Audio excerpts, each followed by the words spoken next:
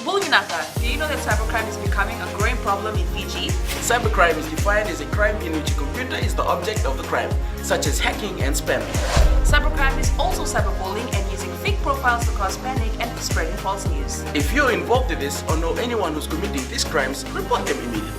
I'm Polly. And I'm Peter. We host the Traffic Jam Show on City FM. From 3 p.m. to 7 p.m. every weekday. Do the right thing. In this bulletin, Banimarama says Rambuka made no sacrifice. MPs question Sedalpa's parliamentary funds, and more repatriation flights planned. From the studios of FBC Suva, Atera Lendua.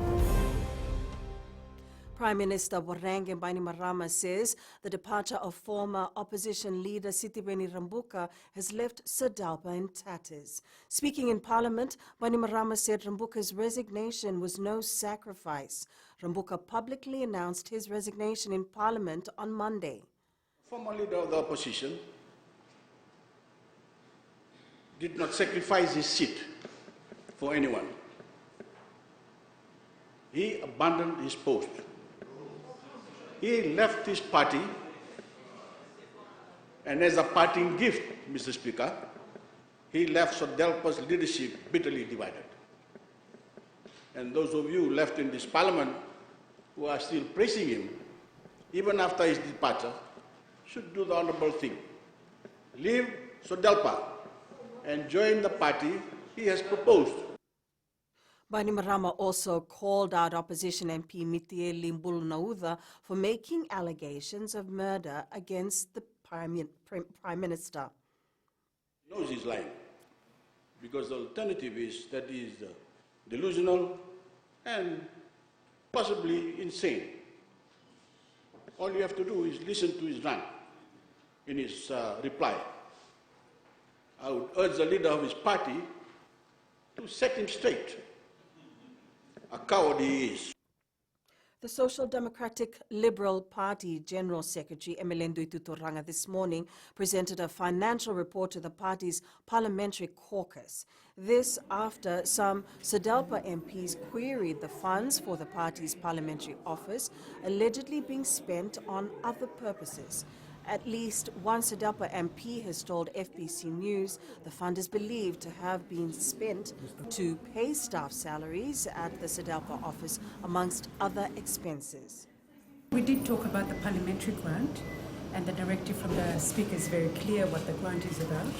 And the caucus wanted to get assurance from my office that we were working within those guidelines. So I produced a financial report. With more repatriation flights this month, the Ministry of Health says border quarantine cases will highly likely to increase. Minister Dr. Firemi Wanganambete says due diligence remains a priority and it will continue well into the festive period. Dr. Wanganambete says to date, majority of Fijians have returned home and they're working on getting others who are finding difficulty to return. Due diligence will continue to happen with the repatriation flights, and as I've said before, we have a duty of care to make sure that we repatriate our Fijian citizens.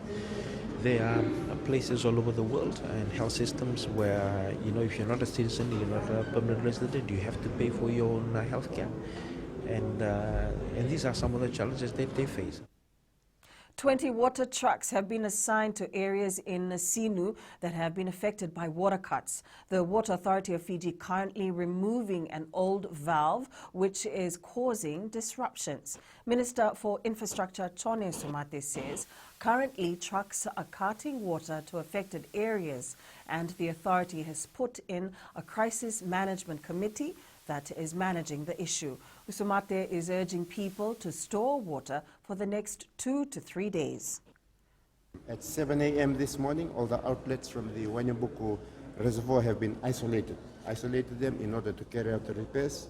And because of this isolation, it's going to impact on the levels of water in areas like Nasinu and Flagstaff and Towata. So customers there are also advised to store water. Despite all the restrictions and an increase in freight rates, the Agriculture Ministry has recorded an increase in exports for the first 8 months of this year. Agriculture Minister Dr. Mahendra Reddy says the efforts and programs implemented by the ministry have led to a 15% increase in the volume. Dr. Reddy says the ministry is also looking at boosting the local rice production. This year, for the first 6 months, total crop production was recorded at 162,000 metric tons compared to 145,000 metric tons recorded for the same period last year. We are determined to reduce the import bill, which currently stands at around $40 million. Mr. Speaker said in a few weeks' time, we'll be launching a major new rice production strategy for the next 2 years. 19 families of road accident victims have so far this year applied for compensation from the Accident Compensation Commission. Chief Executive Parvez Akbar says last year they received 63 applications. He says 38 lives have been lost on our roads so far this year, and the Commission believes there's a decrease in road accidents due to the curfew in place. Akbar adds the ACCF has paid out $15.5 million to victims of different incidents since January 2018. About 13 odd billion for motor vehicle accidents, 2.2 million or so for employment accidents, and the rest for school accidents. Now, employment and school accidents we started only last year, and that is the reason why most of the payments are for motor vehicle accidents. Hundreds of Fijians have gathered at Prince Charles Park in Nandi for the first day of the UN 75 Community Days. Various government departments have set up booths to provide information on SME grants, agriculture and housing assistance. 26 embassies are also based at the event, together with a number of UN agencies to provide necessary information to the public. The Vot City vendors are also present at the UN 75 Community Days, with a number of hotels and resorts also invited. There's also a youth Talanoa session on human rights, intergenerational dialogue on the future we want, masterclasses and agricultural performances. Later in the day, Christmas carols will be sung. Up ahead, 2 players may secure overseas contracts soon, and kids' football clinics start next week.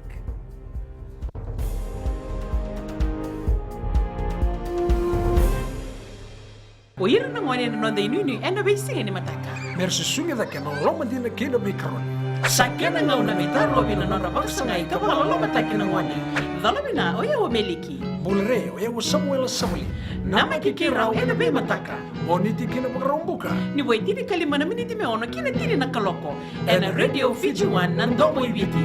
Indaw kina na mataka. Dan ramay na singabo.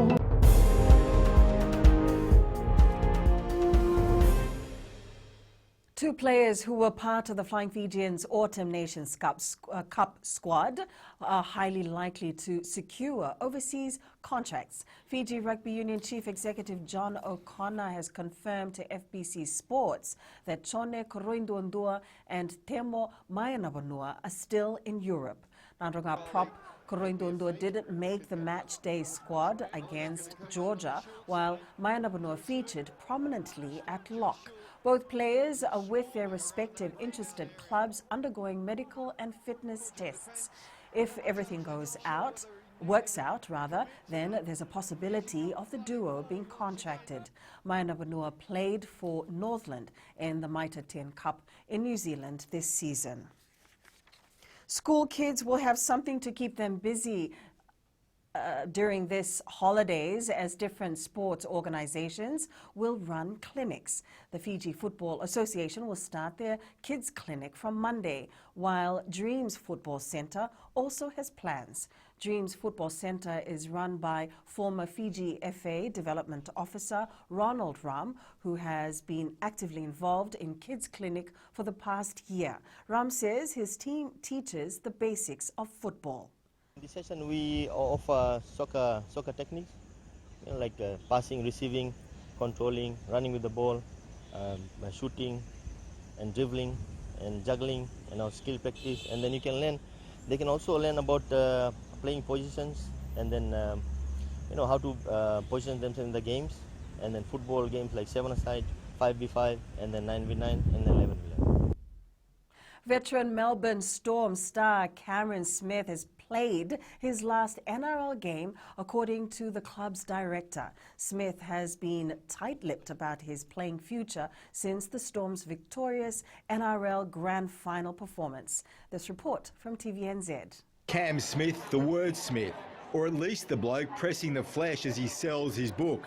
Asking him about his future is almost pointless. But today, one of the Storm owners let slip, claiming Smith is done. He's played his last game at Melbourne, and I think he'll retire. He's going to live in Queensland, so what options up there? The AFL clubs are chasing him down for leadership roles. The great man, I think, has realised that it's time to hang the boots up, and what a great career. Smith's teammates say they aren't in a rush to know what their captain is doing. The greatest player in our game, and I think he's earned that right to make the decision on his terms. And there are some young guys, Brandon Smith and Harry Grant, I'm sure we probably would like to know, but they're fully understanding and fully supportive of Cameron, and I think he'll come to that decision sooner or later, and I don't think it really affects anyone.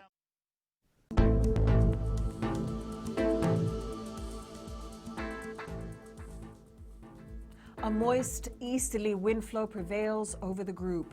Associated showers continues to affect the eastern and northern parts of Fiji.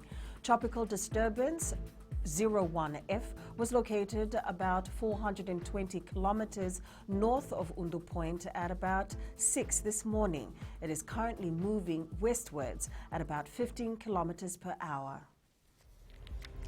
And that's FBC News Now. Join us again at 7 p.m. for our major bulletin. You need news you can trust. Get the facts from FBC's TV, radio and digital news at fbcnews.com.fj, keeping Fijians connected with the truth. Good afternoon and have a great weekend.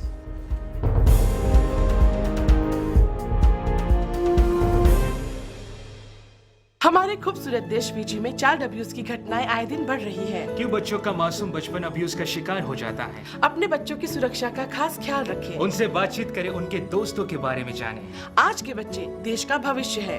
मैं दीप्ति और मैं मोनिश, आपके हमसफर। शामिल हो जाए हमारे साथ Monday to Friday 5:45 AM से 10 AM तक रेडियो फिजी 2 देश की धड़कन पर।